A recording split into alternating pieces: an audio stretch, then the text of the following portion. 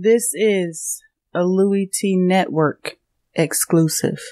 Hey, either you're outside or you're in the lab room. Draft Zone.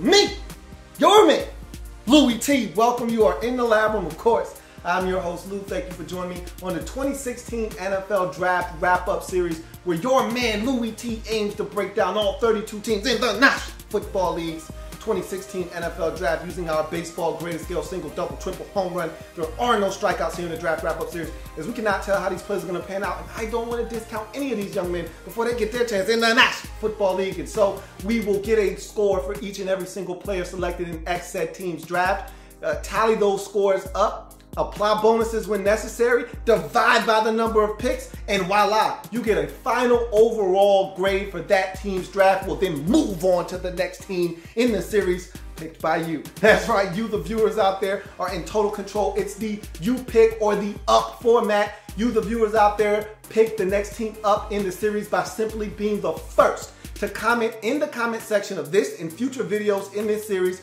using two things: the phrase next and the team you'd like to see next. I don't care how you put it, I don't care how you phrase it, I don't care how you word it. As long as the phrase next and the team you'd like to see next is in that comment and you're first to do it. No equivocations, okay? It's been fun watching you guys battle it out. Man, some photo finishes, I'm talking about 1 second apart. We're talking splitting hairs, milliseconds. Guys getting in right before someone else to get that team up next in the series. So I love it, love the competition, want more of it. So you guys continue to battle it out, and I'll keep churning out these videos. And to me, this next video here is a team that there are a lot of question marks. Coming off of a Super Bowl, you're not used to this many questions from a Super Bowl defending champion team, but the first question that comes to mind, who's the quarterback out there? Is it really gonna be Dirty Chaz week 1?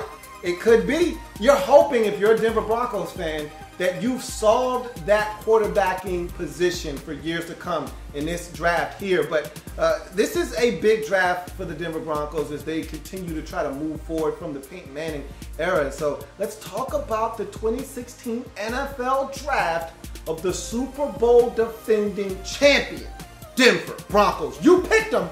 They're up next. It's the 2016 NFL Draft. The Super Bowl defending champion, Denver Broncos.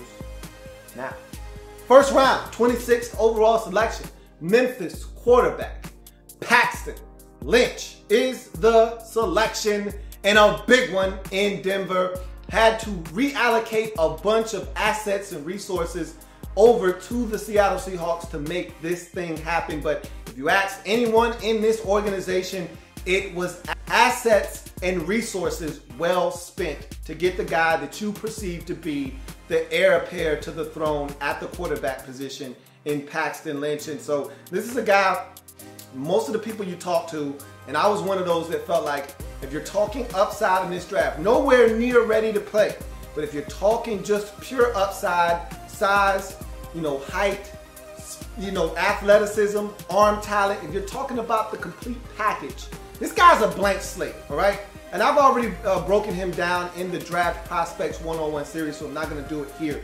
But this is a blank slate you're dealing with here. I mean, at Memphis, the offense was so rudimentary that you really can't even, it's not applicable to the National Football League. What he did was a bunch of hitches and a bunch of bubble screens and tunnel screens and not a lot of vertical passes and not a lot of actual route tree routes being ran in that offense. It was a basic offense. It was what you've seen from a lot of these quarterbacks that run a spread offense. So I don't even think that he's even really tapped into the surface of his talents in Paxton Lynch at Memphis. So I feel like that they've got the quarterback with the most upside in this draft. And that's how I felt throughout the process. That's how I feel right now as I'm speaking to you. nothing's changed. I feel like this is the guy that probably can be the best of all of these quarterbacks that were selected this season, but it's gonna take some work, it's gonna take some time. They're gonna have to take their time and have patience with Paxton Lynch. He should not see the field in 2016. I don't care how bad it gets, and with that defense out there in Denver, they're gonna be in ball games. If Dirty Chaz is out there, he's gonna throw a couple of games away just because he's Dirty Chaz and that's what he does. But maybe Trevor Simmons needs to see the field and give you some quality starts. I don't know what's going to happen in Denver, but what I do know is that Paxton Lynch doesn't need to be a part of the equation in 2016. He's not ready. He needs time to digest what the NFL is all about. Speed of the game, the playbook, the verbiage, how to run an NFL offense. All of these things, I think he needs time to develop and learn how to do. And if they take their time and they bring this guy along properly, you could have the makings of a big-time NFL talent at the quarterback position with Paxton Lynch. I think this is a phenomenal pickup for the Denver Broncos. They got lucky because normally at the quarterback position, these guys get pushed up. And after seeing the quarterbacks come off the board 1 and 2, I just assumed that the next quarterback after that would get pushed up, and that would be Paxton Lynch, and he'd get selected somewhere in the teens, and the Broncos wouldn't have a chance to even sniff getting their hands on Paxton Lynch. But as fate would have it, he fell down the draft board. It really didn't fall necessarily. I think he went right around where he needed to go, and they were able to trade up, and the Cowboys wanted him. They weren't able to give up the resources necessary. So if you're the Broncos, you got to feel damn good about your investment here in the first round, 26th overall selection, Memphis quarterback Paxton Lynch. You know what time it is. You know what this is. You can put it on the board.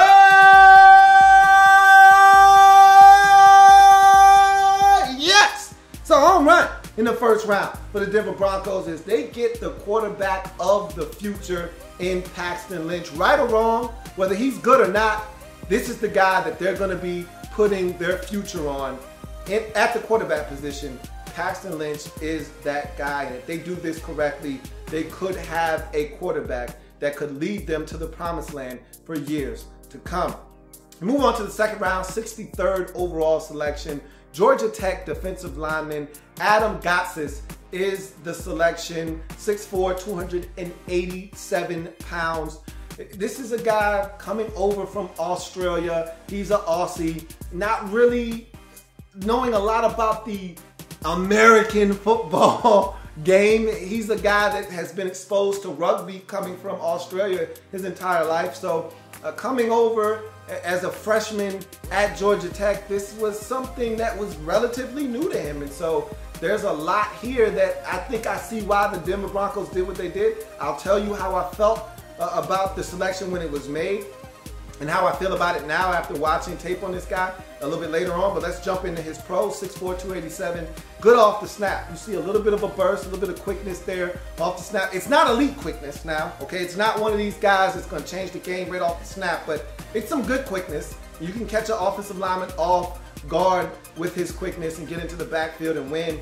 I think he does a really good job of combining these two elements that allows him to get on the other side of the line of scrimmage. And even though the quickness isn't elite, I think with the hand usage, you get solid hand usage to defeat blocks. That's the next pro. I think when you put those two things together, good quickness off the snap and then a little bit of hand usage to go with it, that allows him to win at the line of scrimmage a lot of times. When you see this guy get in the backfield, and I watched a couple of games with him involved in Notre Dame. I thought he was effective in that game. I watched him against Florida State. I thought he was a menace in that Florida State game. I thought he did some good things against Clemson. You always see this guy, it seems like he's always a step late, but he's hitting the quarterback, affecting the play. A lot of completions still while hitting the quarterback, so it's not like he's impacting it to the point where he's forcing a turnover or incomplete pass. Still getting the ball off are these quarterbacks, but he's in their grill, hitting them and letting them know he's there. So I think there's a lot of things to be very impressed with. And if you're the Denver Broncos, I understand what you saw in this guy. And I think some of that hand usage and the quickness off the snap were some of the things they fell in love with Adam Gotsis. Started the point of attack. A lot of times in one-on-one situations, he was really good at the point of attack. I saw him get driven back a little bit, and I will talk about that a little bit later on. Saw him struggle with some double teams sometimes too. So there's some things that definitely some room for him to get better and some room for improvement. I think there were definitely some things that he can clean up once he gets to the next level. But he's very stout at the point of attack, a guy that you feel good about in the run game as well. Active around the line of scrimmage, and I talked about this a little bit earlier with the hand usage and the quickness. He's a guy that loves to play on the other side of the line of scrimmage and be a nuisance. There were a couple of times where he didn't make the play. He wasn't the one that made the tackle for a loss, but he was the one that got into the backfield first. He was the guy driving that guard 3 yards into the backfield, getting rid of that guard, getting to the ball carrier, not making the play, but slowing down that running back enough so that his teammates could come in and clean up the mess that he created. And so he's a guy that is very active around the line of scrimmage, can make some things happen from his defensive tackle position. So I think his activity is something that also makes a mess for an offense, and I think that's something else the Broncos probably liked with Adam Gotsis on tape. Relentless motor. That's one thing you know you're getting out of this guy from snap to snap, from whistle to whistle. This guy's going to give you everything he's got. Now, when he's tired, he's not as effective, but then again, that's most guys you're going to find, especially guys right up there around that 300-pound mark. Once they get a little bit winded, they're not as effective. And you can say that just about anybody on the football field, but he's a guy that doesn't give you as much in terms of effectiveness, but he's still hustling, but doesn't give you as much effectiveness when he's tired. But this is a guy that has a relentless motor, that is for certain. And then there's some versatility here. This is a guy that can play the 5 tech. This is a guy that can play the 3 tech. I even saw him line up at 0 tech, right over the center at Georgia Tech as well, when they would come with a 3-man front. A lot of times that was in your 3rd and long, your 3rd and 16, or whatever your variety choice is of 3rd and long. And they're dropping back 8 defenders, and he'd line up right over the center. So there's a number of different things you can do with Adam Gotsis. Don't think you'll see him do that at the next level, where he'll probably won't even see him as a 1 tech, but I think you'll see him plenty as a 3, and I think you can also pencil him in as a guy that can play some 5, especially in that Broncos front when they decide to put 3 down linemen up there in front of the quarterback. So I think there's a number of different things that you can get out of him. I think they envision him in Denver as a 3 tech. And you lose Jackson to free agency to Jacksonville Jaguars, and there's a void now along that defensive line. He was a huge part of what you did up front, and you need to replace him. And I think they think Adam Gotsis could be that guy moving forward. And so the upside is tremendous here. And I think that's ultimately, when it's all said and done, that's why the Denver Broncos pulled the trigger in the 2nd round on Adam Gotsis. I myself was surprised. Much like a lot of other people who had a 4th or 5th round grade on him, I didn't have a grade on him or none of any of that. I just was surprised to hear his name this early. I thought at the earliest he'd hear his name in the 3rd, probably the 4th round, really, to be honest with you, just because of how deep the defensive line class was. I just didn't expect him to hear his name in the 2nd round. But that being said, I think the Broncos are mesmerized by the upside. This is a guy that's only played American football for 4 years. Came to Georgia Tech as a true freshman and hit the football field running, and he was basically on the job training. I mean, that's how he learned, was just getting his feet wet, getting in the game, live bullets flying around his head, and this guy just had to figure it out on his own. So I think there's a lot more that he can get better at, and I think the Broncos say to themselves, if he's this good now and he's still learning, imagine what this guy could be in 2 or 3 more years down the line when we're looking to re-up him after his first contract. I mean, they're thinking that this guy could be their next Malik Jackson potentially. And so they said, we got to get this guy before someone else does. And I find it a little sketchy, though, that they spent the 2nd round pick on this guy. And I'll tell you why as we jump into his cons. First things first, meager production. Again, I'm not going to beat this guy up for having limited production in college because, again, he's raw. This is a guy you're talking about that just started playing football here in the States. He's just learning the nuances of the game and how to get the job done on a consistent basis. So his best season sack-wise was 5.5 sacks. You're not going to see this guy blow up with a bunch of tackles or tackles for losses. He had some solid numbers, but nothing that blew you away. So I think his production was meager at best. But again, they're going off of his projection and what he projects to be in the future, not what he did in college football at Georgia Tech. Blowing off the line of scrimmage at times, I was a little off-put by him getting blown off the ball 4 or 5 yards at a time. And every now and again, a guy's just going to get beat. The best ones in the league, they don't get beat like that, though. I mean, when you see a J.J. Watt, and I hate to compare him to the league's best because J.J. Watt's the best of the best, and I hate to make that comparison, but when J.J. Watt loses, it's not 4 or 5 yards off the line of scrimmage, okay? Even when he gets double-teamed, this guy isn't getting blown off the football like that. And I'm not saying that's what Adam Gotsis needs to be for the Denver Broncos, but generally speaking, what I'm trying to say is even when guys get beat, if you're a really good football player, you don't get beat off the line of scrimmage. You don't get pushed back 4 or 5 yards off the line of scrimmage. And sometimes it would just be with one defender. It wasn't even a double team necessarily. So that's something that I really found interesting, to say the least. Sometimes that he would get blown off the football. Maybe he was tired. I told you he was less effective when tired, so that could play into it as well. But the biggest thing that I looked at and I said, why are they doing this? This guy came off of an ACL tear. He's coming off of an ACL tear. Tore it late October. And so you're talking about a guy that tore his ACL, didn't finish up the season for Georgia Tech. And really, when you get a guy coming off of an ACL tear, other teams are going to be scared away by that because they don't know what his availability is going to be for the upcoming season. So they're going to kind of take a laissez-faire approach, hands off. And so I thought Denver could have waited to the 3rd, the 4th round to get this guy, and he probably still would have been on the board just based off of the torn ACL. But maybe they had some intel that other teams around the league were very intrigued by Adam Gotsis and felt like they needed to pull the trigger on him. Whatever the case may be, he's a good football player, but I don't know what he's going to be coming off the ACL tear. Again, modern medicine is so amazing that I expect this guy not only to come back, but come back stronger than ever. So I'm not really worried about what he'll be coming off the injury. I think that this was a little early maybe for him, and I think I want to see some more development from him. I see what the Broncos saw. I just don't know if I saw that in a 2nd round selection.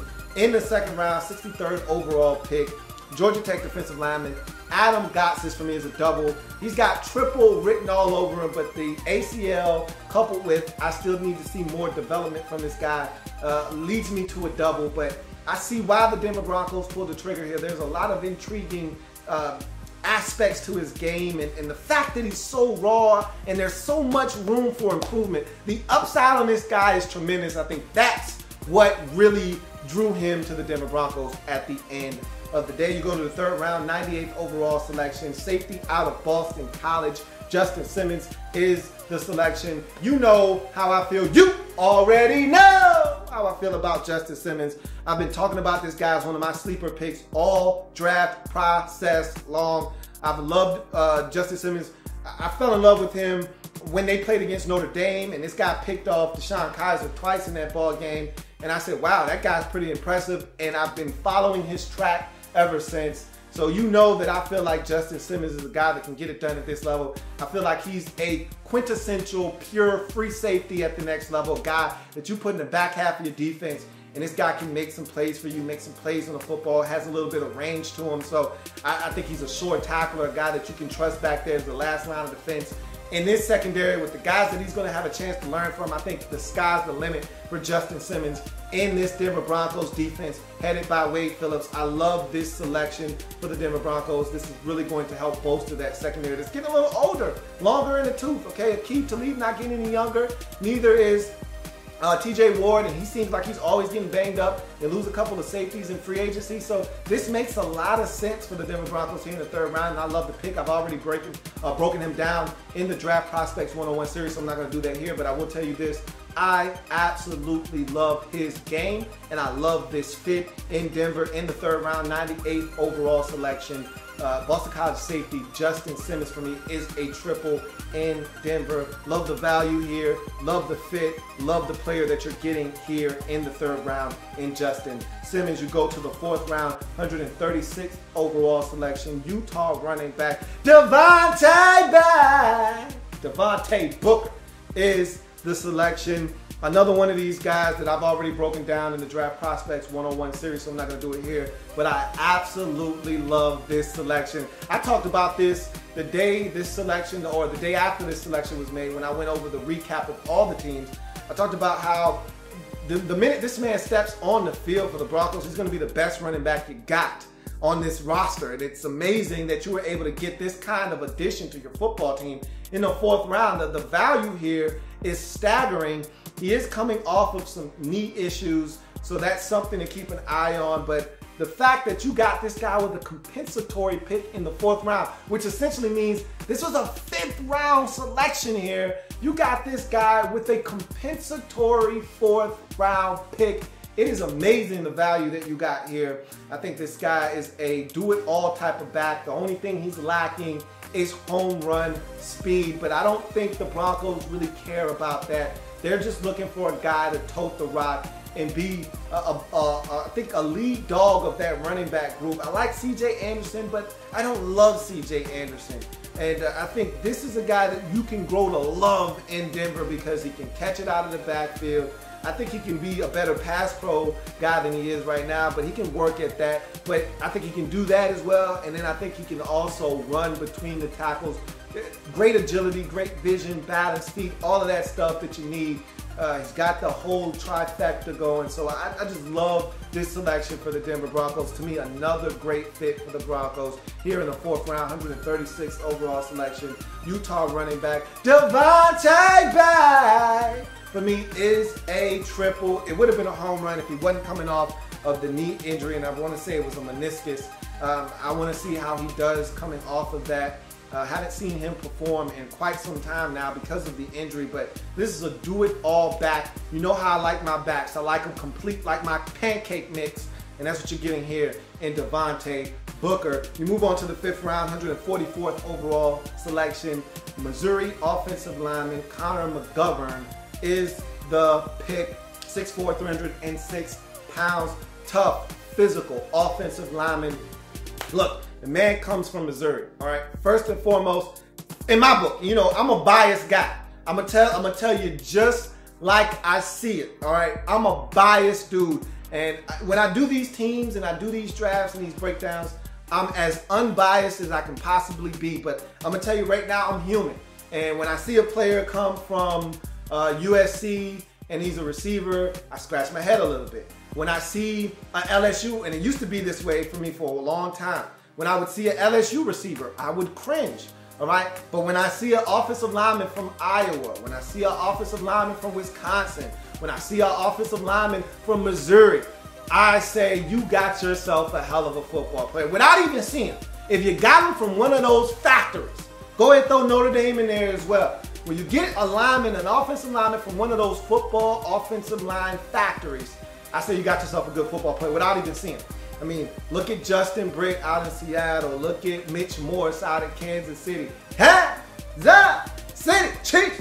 Okay, look at, they had another offensive lineman drafted, Eric Bain out of Missouri, just got drafted by the Arizona Cardinals. They've been churning out offensive linemen, it seems like, out of Missouri, and some damn good ones for the last 3 or 4 years running strong. So add Connor McGovern to that list right there. This guy's country strong, all right? 690-pound squat, set a Missouri Tiger record for the heaviest squat, and that is ridiculous. That's a small house, folks. So you're basically talking about 700 pounds. I don't even know of a bar that can hold that much weight. That is ridiculous. And then he tore a pec muscle trying to lift 550 pounds, trying to bench 550. So this is a muscle. This is a muscle head, okay? One of these guys with no neck that's just a meathead. So gotta love him, love his strength and his toughness. He's got good hand placement. And again, a lot of times when you get these guys from Iowa, Missouri, Wisconsin, all these, they're technicians. They get taught the right way how to do things. And so you know you're getting a good offensive lineman that knows how to do it the right way. This is another one of those guys. Really good hand placement. The next pro is he engages defenders and stays locked in. I talked about Sean Coleman a while back with the Cleveland Browns and how he's a mauler in the run game. He's physical, but he doesn't stay engaged with defensive players. He'll come up and lay a shot on a guy. They'll separate, and now that defensive player, even though he just got knocked back 2 yards, he's free to go make a play left or right. He's free to go impact the play. Well, with Connor McGovern, not only is he big, physical, and nasty, but he's also a guy that's going to maul you and he's going to hold on to you. You're not getting off of him. Once he has a grasp of you, you're not getting away. Does a really good job of engaging and staying engaged with that player. He anchors and adjusts well, especially to the inside moves. He does struggle on the outside just a teeny tiny bit. We'll talk about that a little bit later on, but does a really good job of anchoring down and does an even better job of recovering to the inside when he does get beat occasionally. Versatility. This is a guy that started at not only left tackle in his senior season at Missouri, but he started at right tackle and has also started at right guard. So this guy's been just about everywhere you could imagine along that offensive line. So that means going to the next level. I don't think he's a guy that can make a living on the outside. We'll talk about that a little bit later on. But just knowing that this guy has versatility, he can probably play all four. He probably can play 4 positions out of 5. I don't think you want to just stick this guy at center. Can't just put anybody at center, but I think he can play 4 out of the 5 positions along the offensive line in a pinch. But I think comfortably you can stick this guy at probably 3 positions, both guards and probably right tackle, and feel comfortable that he'll get the job done if need be. So that versatility right there is something that I feel like is going to keep this guy around for many years to come. And I already said this, I just mentioned it once more. He's a Missouri offensive lineman. In my book, that counts for something. You get a guy from Missouri, you get a damn good offensive lineman. That's the way I feel about Missouri Tigers offensive lineman. You move on to his cons. His feet aren't as fast, and I think because of that, I don't know if he can make a consistent living on the outside as a tackle on an island. With the athletes out there, I think that would give him a little bit of problem, especially guys that are quick twitch, that get off the line very fast. You're in a division with the likes of Khalil Mack and a Justin Houston. I think they would have a field day with a guy like Connor McGovern consistently on the outside. I don't think you would want to put him against those type of players out there on an island by himself. I think he would get roasted repeatedly against those type of athletes. So you kick this guy inside the guard where I think he's going to be a beast. And, you know, Evan Mathis, that was a rental for you. And I think Evan Mathis is now gone, if I'm not mistaken. I think Connor McGovern has a legitimate shot of sliding right in day one as your starting guard. And I think he'd come in and do a masterful job. I think he's that smart. I think he's that savvy. And I think he understands what it's going to take to get it done at the next level, because I think he's had the right type of coaching at Missouri. And so his final con for me is he's a second level wanderer. And what I mean by that is, you know how I have a pet peeve when you get out to that second level, you come off that double team, and there's about 2 or 3 guys out there to block. Pick one. I don't give a damn. Which one impacts the play the most? Go get that one. If your running back is coming outside and you see a safety coming down, go get the safety. You see the linebacker coming backside like a screaming banshee, cut his ass off, block him. I don't give a damn, pick one. But don't go out to the second level and just run around and don't block any damn body. Can't stand that, and he'll do that. He'll go out and he'll be a wanderer. He'll just be wandering. And he'll look around and he won't see anybody, and he's just in no man's land. Go block somebody. Go do something. I don't care, lay on somebody. I don't give a damn. And so he can be a second level wanderer sometimes. But again, I'm nitpicking. This is a guy that I like a lot and I feel like can have an immediate impact on this Broncos team. In the 5th round, 144th overall selection, Missouri offensive lineman Connor McGovern, for me, is a triple. I think he's one of those plug and play guys, would not shock me in the least if at some point, and I'm not saying day one, but if at some point in his rookie season, this guy's not starting along this Denver Broncos offensive line. You go to the 6th round, 176th pick overall, Nebraska fullback Andy Janovich is the selection. Here's a guy that's 6'1", 238 pounds. First word that comes to my mind, meathead. All right, this is a guy, 30 reps of 2 1/4 at his pro day at Nebraska. This is a guy that is physical, he's strong, like a fire hydrant, kind of low center of gravity at 6'1", 238. And Janovich is a guy that powers through contact. Some of his best plays at Wisconsin is him just being relentless, running through arm tackles, running through guys who don't wrap up, and making some big plays for them. One touchdown was called back. He runs into the back of his offensive lineman and really gets stopped at the line of scrimmage. There's a defender who's draped all over him. Looks like he's going to kind of corral him for maybe a 1-yard gain, and he just keeps turning his legs, and next thing you know, Andy Janovich bounces it out, turns, spins, get out of that tackle, gets into the end zone on like a 17-yard touchdown run, ultimately called back because of an offensive penalty by his team, but it was a really good run, one you put on the highlight tape. He has another run, the game-winning run versus Wisconsin. They're down 14-20, and he gets a fullback dive handoff, and he runs up the middle, runs through a couple of arm tackles, and straight down the field for about a 55-yard touchdown gallop. And he's a guy, and his next pro is, he's a guy with above average wiggle for a fullback. Look, most fullbacks are big, stumbling, bumbling goons. You know, guys that you throw the football to, they're just running a straight line for as far as they can go until somebody hits them. They're going to get cut eventually. They're not going to try to jump over that cut. They're not going to try to make anybody miss. They're just going to run until you cut them, and then they're going to fall down like big, giant, bumbling, stumbling goons. This is not that type of guy. He shows a little shiftiness, a little wiggle. He was an ex-running back in high school, a guy that wrestled as well, so you know there's a little physicality there that you like.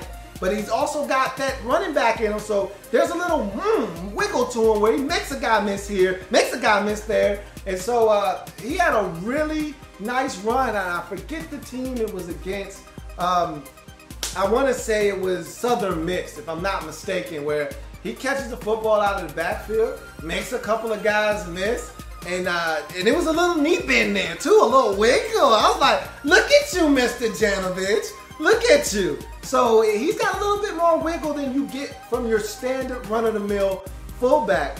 Shows the potential to catch the football. Doesn't have a lot of catches in his career at Nebraska, but I think he can catch the football. I think he's the guy you can throw it to, and he'll catch it. So I think there's some potential there to tap into.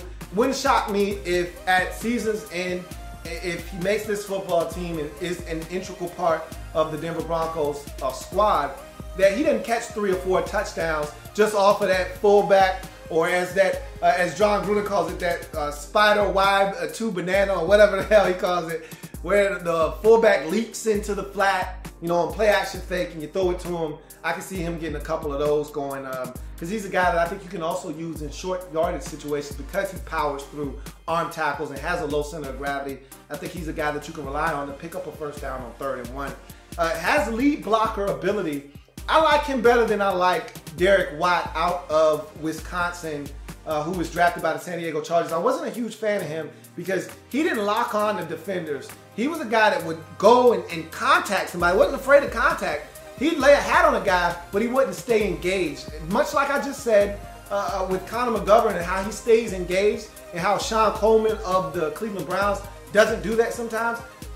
To me, if you're not going to stay engaged with a defender, sometimes that works. If a running back is right behind you and you contact a guy, he cuts right off your block, you've done your job. But what happens when that running back is slow playing it and he's being patient, trying to figure out where he wants to go, and you go and you contact the guy and you let him go, and then the running back decides to cut off your block, he can get tackled. So I feel like he's a guy that is more inclined to lock on to a guy and not allow him to get into play. And then I think the reason the Broncos really selected him here, all those other things are added benefits. They like that stuff. It's great. But this guy's a special teams demon. Had 13 special teams tackles last season at Nebraska. They feel like he's going to come in and upgrade their special teams immediately. Broncos lost a lot of their special teams talent last season in free agency. And that is bound to happen when you win the Super Bowl.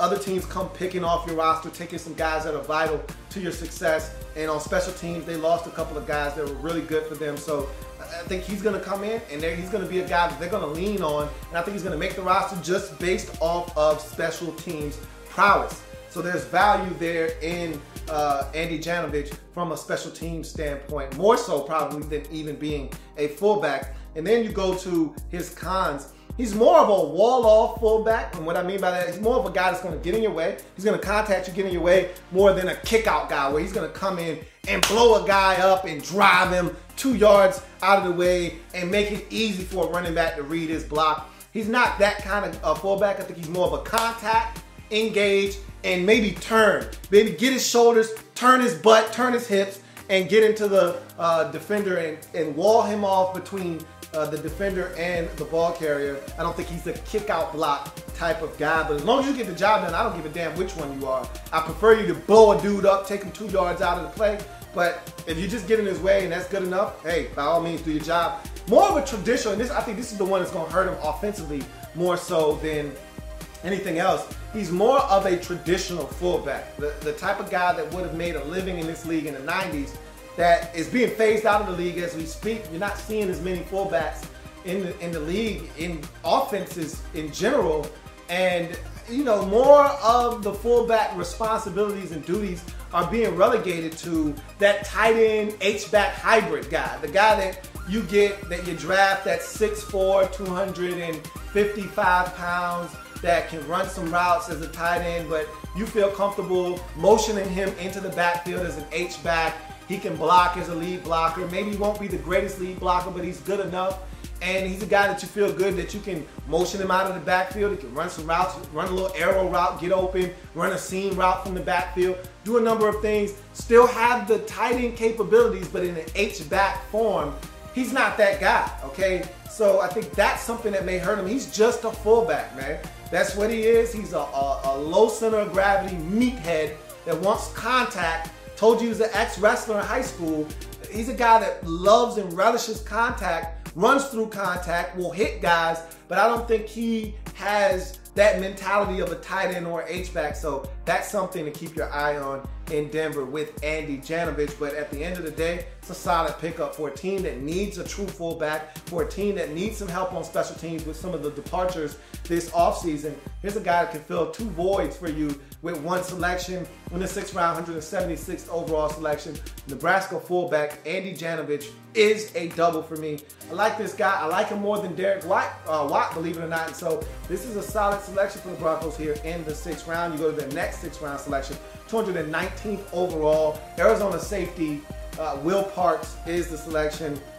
6'1", 194 pounds.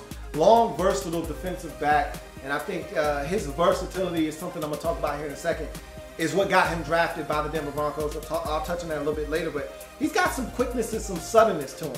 I saw him in a number of games. Saw him against UCLA.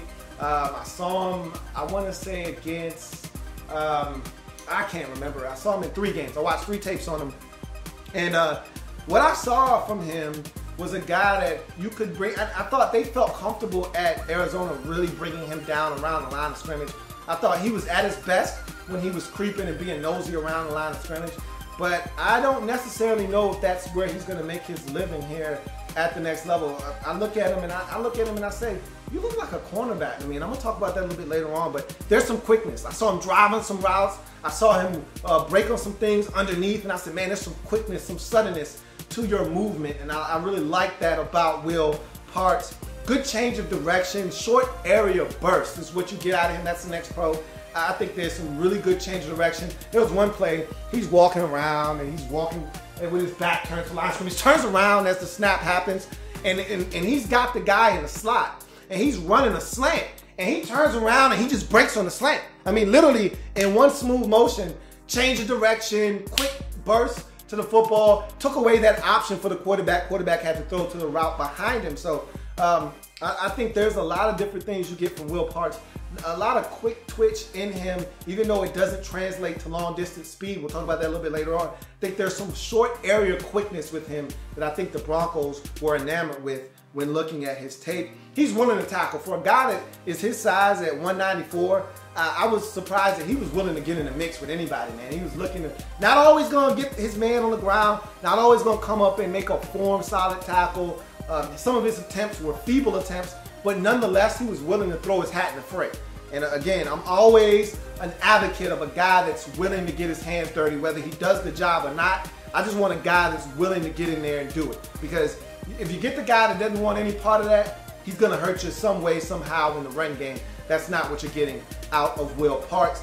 And versatility. Remember, I talked about that. Let's talk about his fluidity first, and I want to wrap it up with him, with his versatility. He's very fluid on the football field. I just like his movement skills. I like him around the line of scrimmage. I like him over the slot. I like his fluidity. Not a lot of wasted motion with Will Parks. And again, in a secondary with this much talent, this guy's going to learn from some of the best players in this league, in the secondary, I think he could take some of their tricks, add it to his game, and become a really good football player for the Denver Broncos. Finally, that versatility that I've been mentioning, I think he's going to make his living as a free safety and a guy that can drop over the slot in the nickel. I think that's something that he really excels at. I don't see him having strong safety capabilities at the next level. I don't see him as a guy that's going to scare anybody in the box. They used him a lot at Arizona around the line of scrimmage. I don't see the Broncos needing to do that. I think his home in this league is going to be away from the line of scrimmage, but more so in the slot, over that slot receiver.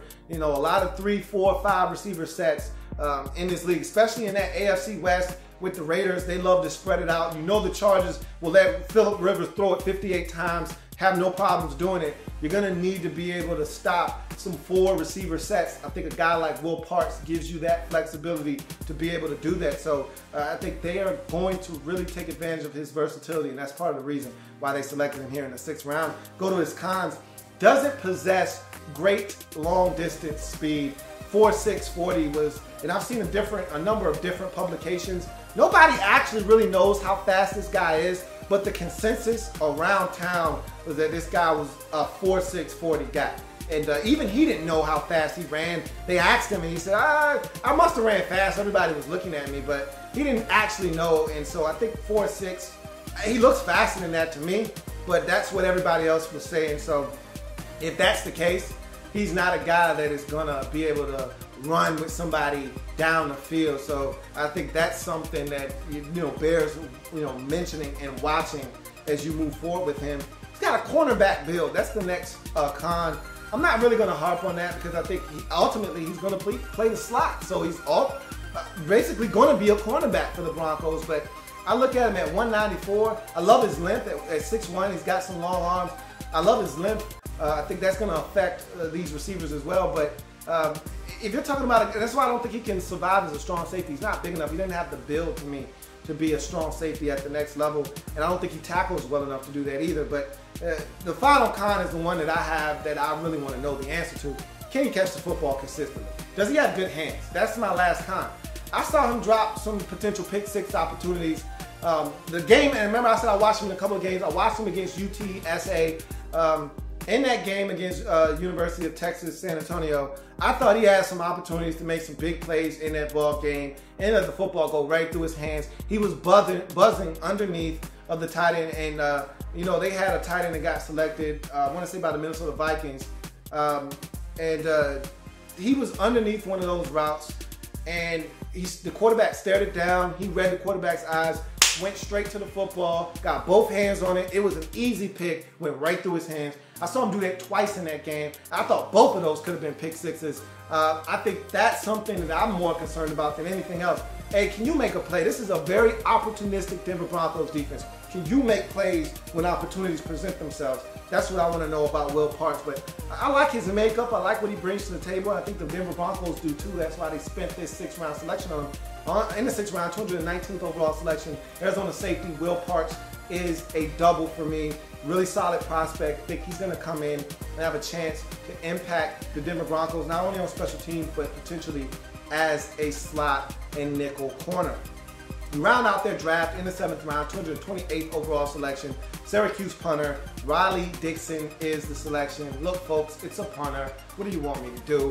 6'4", 221. Solid leg strength. He averaged 43.7 yards per punt. That's a net average there in 2015. So that's some solid distance there. Good hang time. Averaged a number of fair catches over his collegiate career. Had a really high percentage of fair catches. So that's something that you always like to see. Good size at 6'4", and I know you're saying to yourself, what the hell does that matter? He's a punter. Look, when you're snapping the football, you want as big a catch radius as possible. If you're a snapper, you want as wide of a snap radius. Look, if you let one go, you just uncork one. It always helps if your punter's 6'4", got a little bit of ups. You might snap it a couple inches over his head, but if he's 6'4" and got a little bit of ups and some reach and some length, he might be able to save your ass on that one. You got a 6'1" punter and you get a little sloppy with the handles, that's going in the end zone, man, or that's going back behind you and probably not going to be able to stop the other team from getting back there, lighting the punter up and giving the offense some great field position if they don't scoop and score with it. So size helps when you're talking about punter, gives the long snapper a little bit more margin for error. And finally, he's got coffin kick ability. That's a dying, trait in the National Football League. You don't see a lot of punters use the corners anymore. They don't directional kick that much like they used to. They used to be a fine art that punters used to come up and really perfect. You want to take a guy out of the game? Coffin kick the football. Kick it to the sideline. A lot of these guys, when they try to kick it to the sideline, they shank it. It's a 22-yard punt. They don't use that anymore like they used to. Now everything's about bounces and reverse spin and rugby style kicking the football and having it hit on its nose and trickle backwards. This is a guy that gives you a little bit of directional kick ability. So coffin kicking, maybe coming back to the Mile High City, we will see. But his cons, has to speed up his delivery. And this is the case a lot of times with most college kickers, is because most college teams aren't coming after your kicker unless you're going up against, you know, somebody who's really, really big on special teams, like Frank Beamer was for years at Virginia Tech, and they've got a squad that's coming after your kick. Most of these punters, they're running around for 5 seconds and then kicking the football. He's going to have to speed it up. All right, you're not going to have 29 years to kick the football in the NFL. You know, one breakdown in protection and your kick's getting blocked, especially if you're back there taking an eternity to get rid of the football. And finally, he was protected from the elements. He kicked in the Carrier Dome. Half of his games were played in the comfy confines of the Carrier Dome at Syracuse. So you're not dealing with the elements. I've already heard that he's complaining about having to adjust to the Denver air and the Mile High and all of those things and being outside. So that's something else. And look, this is the thing. You already got a kicker. He's solid. He didn't have a great year last year, but I thought he was tremendous when it counted. In the postseason, I thought Britton Colquitt was awesome for you in the postseason. This job is up for grabs, but the only thing that could win Riley Dixon the job is if he's even with Britton Colquitt. And they say, we can save ourselves $3.25 million by getting rid of him and getting Riley Dixon, who's a 7th round pick, who's not making a bunch of money, and get him as our kicker, and we feel like we'll get the same production. If he can't match Britton Colquitt in camp and throughout the preseason, this guy's not going to make the roster, and it's as simple as that. In the 7th round, 228th overall selection, Syracuse punter Riley Dixon for me is a single. I mean, I don't feel like you had to make this selection because you already got a punter and a solid one at that. And if you're looking to add a punter, why not add a UDFA? I don't know. Don't ask me. I'm just saying. I'm not saying. I'm just saying. So that's the Denver Broncos draft in a nutshell. Let's look at what they were able to accomplish. First round, Paxton Lynch, possibly the quarterback of the future for years to come. First round, home run. Second round, Adam Gotsis, Australian export, or import I should say, is a double. Justice Simmons, safety out of Boston College in the 3rd round, triple. 4th round, Devonta Booker, running back out of Utah, another triple. Another triple in the 5th round with offensive lineman out of Missouri, Connor McGovern. Then you go double with fullback Andy Janovich and Will Parks in the 6th round. And you round off the draft in the 7th round with a single with punter out of Syracuse, Riley Dixon. You total up those grades and those scores. 1 home run, 3 triples, nets you 1 triples bonus. 3 doubles, nets you 1 doubles bonus. And of course, a single in the 7th round. You add all that up together, you get 25, divide by the number of picks, 8, and you get a 3.1 for the Denver Broncos. A really solid draft. I like some of the things they did in this draft. I think they addressed some serious needs with their picks. Love the Simmons pick, love the Paxton Lynch pick, love the Devonta Booker pick. Got some questions about the Adam Gotsis pick, but I see the potential there. Love the Connor McGovern pick. I like Andy Janovich a lot. Will Parks, I think there's a place for him on this roster. Not really feeling the Riley Dixon pick, so I think they did some good things as the Super Bowl defending champions. That's going to do it for the Denver Broncos in the 2016 NFL Draft. If it happens in the National Football League, whether big or small, all here in the lab room. Come back and join me as I continue to break down and National Football League One question. Who's next? There's plenty more where that came from. While you're here, subscribe to the channel. If you want more Louie T, be sure to follow me on Twitter at In The Lab Room, or you can like the Facebook page at In The Lab Room. That's In The Lab Room on Facebook and at In The Lab Room on Twitter. Don't forget, subscribe to the channel if you haven't already done so.